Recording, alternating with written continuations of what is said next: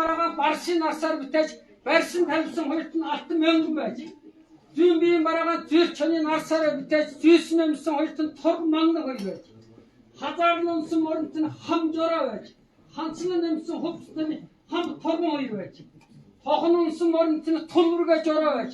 Тохон унсан моронт тохон өмсөн хөвчний торг манган хоёр байж.